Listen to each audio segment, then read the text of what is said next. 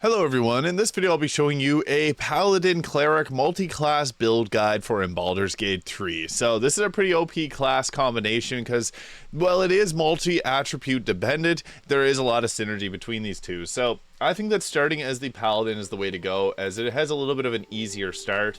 And I personally think that the Oath of Vengeance is the best choice here, since it gives you Inquisitor's Might, a bonus action, channel Oath Charge, you or an ally's weapon, deal an additional 2 radiant damage and can daze enemies for 1 turn. Not a bad little thing to add on to there, and you get the Oath of Vengeance tenets for our abilities. This is where things get tricky. So, as you can see, I got the Hill Giant Gauntlets. So I think that dumping strength is best because the charisma is going to be what the Paladin focuses on. Wisdom is going to be what the Cleric focuses on. Constitution's important. And then dexterity is kind of important as well. That leaves us with dumping our strength. We want dexterity for the initiative bonus. We're going to take our charisma up to 16 or 17. We'll leave that at 16. We're going to dump the rest into wisdom, leave that to 16.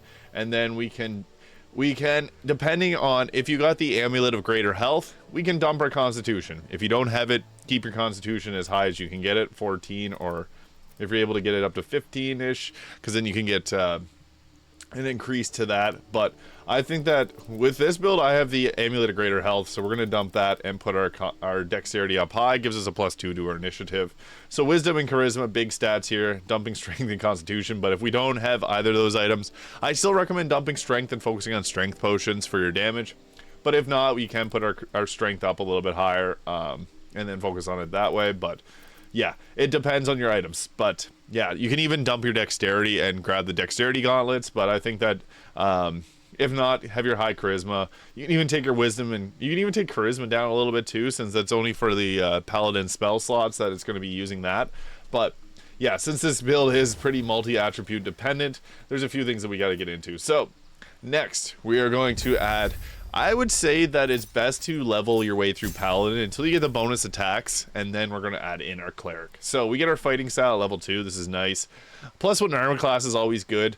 If you're using large weapons, two-handed weapons, you can go with that. Protection, when you have a shield, impose disadvantage on against attack against your allies within 1.5 meters.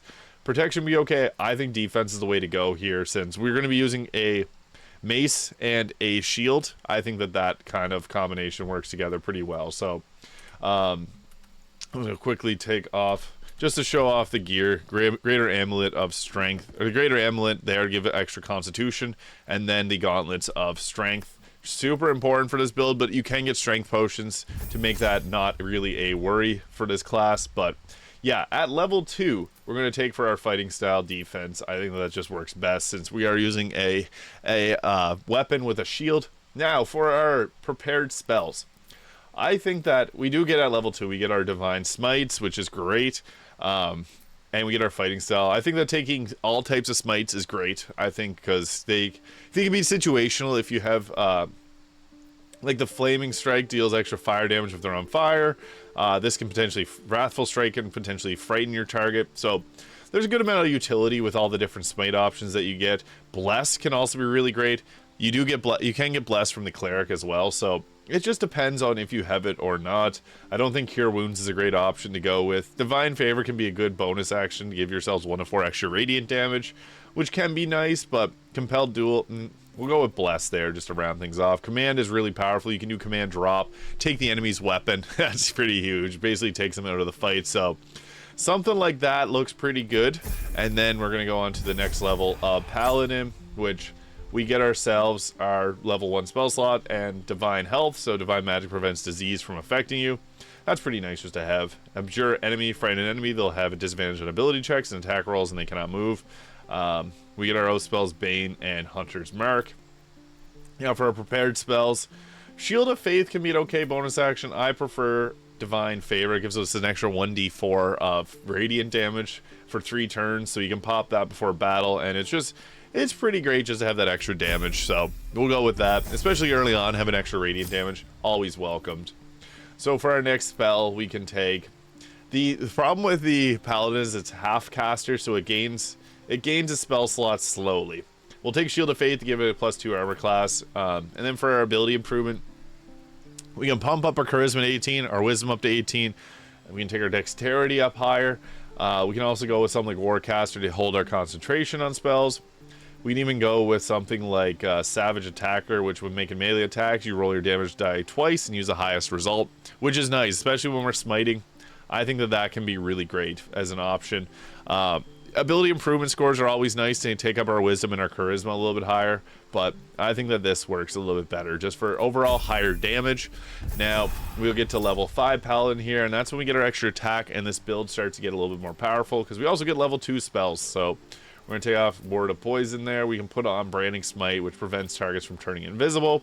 We can also get Aid there, increase your magical health points by 5. That can be upcasted, and since we get Cleric, we're going to get increased spell slots, so that could be decent. Magic Weapon also gives you weapon magical damage plus 1 to attack and damage rolls, so Magical Weapon is actually kind of underrated for what it does. Giving an extra attack roll is nice to make sure that you're hitting your targets. The weapon becomes magical. Pretty nice, so we're going to go with that there. And then we're going to take one more level of Paladin. The reason being, we get our Channel Oath. So this gives us plus our Charisma modifier, so +3 to saving throws. That's nice. We like that. And then we can also get another leveled spell here, so we'll take maybe Aid. And then there it is. That's the Paladin. We're going to add in our Cleric now, and this is where things get pretty nice because there's some synergy between them. Now, the Cleric itself, there's a few different domains we can go with. Life domain is going to give us extra healing, but healing's not really the best use of your action. I think that War domain is the best option for this build. The reason being, because we get Divine Favor, or I guess we already have Divine Favor, we can take that off. We already got Shield of Faith too, we take those off, but we get War Priest.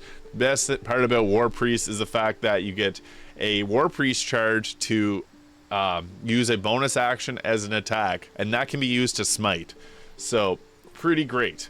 Then you also get all the flair of having a deity. So there's actually Paladin of tier unique conversations that you can get in combat in dialogue. So it'll be like Paladin of tier. So you can be there's a lot of unique stuff for Paladin clerics. Even though the classes aren't perfect together, they do have some pretty cool synergies like that. And for our prepared spells, we can go with like Sanctuary, which is great. Healing Word, bonus action to revive your teammates that go down. Inflict Wounds is okay. Guiding Bolt's another one that we can take. I thought we already had Bless, but I don't know what's going on. Yeah, we have Command and Bless already, so Create or Destroy Water is actually pretty great, especially if you have other casters that can cast cold or lightning damage, because this will double its damage. I think it's a great choice to have. Create Water it's underrated. There's a lot of elemental damage that you can do in this game, so yeah, I think that synergy is pretty great. Deity, I don't know why it lets us choose the Deity again, but we get our Channel Divinity charges. We get Turn Undead, Pray to Turn All Undead that you can see. And Guided Strike, plus you can use the Channel Divinity to gain a +10 bonus to your attack roll, so you're very likely to hit things with that. For our next spell slot, we already have that.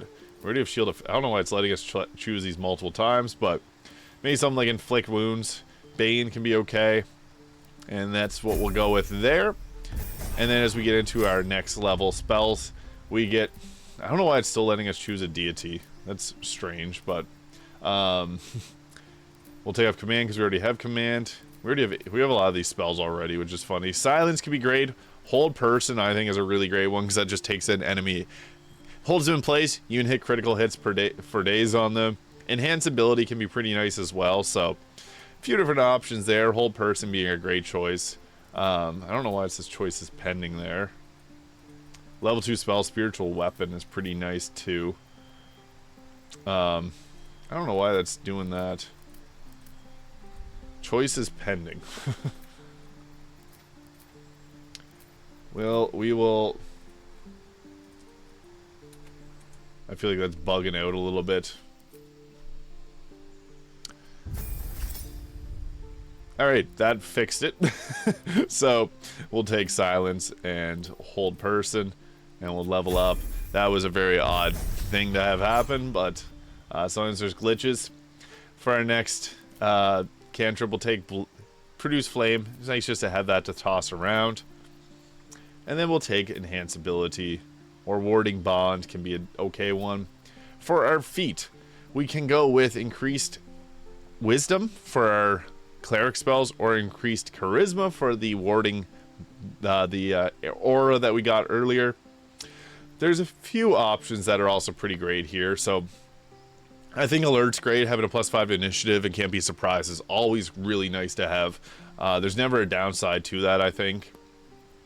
Warcaster to hold concentration on a spell and cast Shocking Grasp. I think that Warcaster is one of the better choices there because it just brings some utility to the field. Now, as we get into level 5, we also get ourselves Destroy Undead. When we turn an undead creature, it takes a 4d8 of radiant damage. That is huge. And then we also get our Spirit Guardians there, so that's quite nice. And we have a better version of the spell already. Take off command.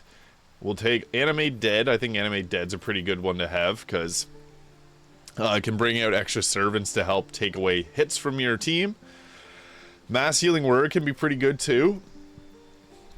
As I said, bonus action, it's nice to bring up your teammates with a bonus action, so if someone goes down, you can use Mass Healing Word and it'll bring them back up. Glyph of Warding is another really great option too, so you can take off whatever one you don't use as much, so like Silence, if you find you're not using Silence, take Glyph of Warding. Glyph of Warding Sleep is super powerful. I think that that's a really great option to go with, so that's what we're going to go with there for level 5. And then level 6 Cleric, this is where we get ourselves the subclass feature, War God Blessing. Endow nearby enemy with the glory of your god to grant them a +10 to their attack roll. So if you have someone that doesn't hit their shots very often, you can pop that and it'll give them the ability to hit their shots. So super useful, and it's great if you have someone with like Sharpshooter or Great Weapon Master. And for our prepared spells, we'll take, we have all those. We could even just grab Silence again. So there it is. Now the point of this build is to get into melee range and use your smites. Now we do get something like Spiritual Weapon, which is great just to bring out an extra creature for holding aggro, so things will attack your Spiritual Weapon. It's nice just to have. And then we also have our Spirit Guardians for concentration, so you can use that, run into melee, and then start using your Divine Smite, which is super powerful, or whatever type of smite you want to bring for damage. I wouldn't recommend going past level 4 smites because that's where the damage kind of caps off at. So we only have one level 5 spell slot. You can upcast certain things. Like there's a few different options you can go with, but you typically want to have one concentration on at a time. So have Hold Person, or have your Spirit Guardians, or have your you name it, or a protection +4 to saving throws. That's super nice. So we got that because if we go into here, our character sheet, we have 18 charisma. And then we also have, I guess I should bring that back up, we have 23 constitution, 23 strength. So that's due to the items. The Birthright Hat gives us a +2 to charisma. Cloak of Protection gives us a +1 to armor class. We're using the flawed Helldusk armor, but really whatever type of armor that you find works best for your team. Gauntlets of Hill Giant strength is pretty useful because the extra strength brings a lot of extra damage. But also you can use the Hill Giant potions or Cloud Giant potions to bring your strength up to 27, and that deals a lot of extra damage. I like the Disintegrating Nightwalkers to give us Misty Step because we don't have it from any other option. So bonus action Teleport, huge. Amulet of Greater Health, great. Combat Regeneration gives us a 1d4 heal at the start of each turn, so that can just keep us topped up for health. Killer Sweetheart, turn those smites into game-winning critical hits. That is huge. So I think that this works together pretty well. We have the Blood of Lathlander for our weapon here, and a shield to give us a 23 armor class. That makes this build pretty powerful. We got a nice yellow and blue theme going on. I feel like Cleric and Paladin colors, so yeah, this build can be quite powerful. Cleric and Paladin, it doesn't have the most perfect synergy. Like the Paladin does seem to multi-class better with the Bard, Sorcerer, and Warlock, but this can still be pretty great, especially because you do get those unique dialogue options like the Paladin of Tyr. It's pretty cool. So lots of uniqueness to this build guide. So yeah, if you leave a comment below if you would change anything. I think I would swap out the different spells there that I took early on. I kind of botched that, but overall this build is pretty strong. So the Paladin doesn't have like the greatest spells either, so even if you did take those ones, like, not a huge loss. It is what it is. Thank you so much for watching. If you found this video useful, please hit the subscribe button below, and I'll see you in the next video.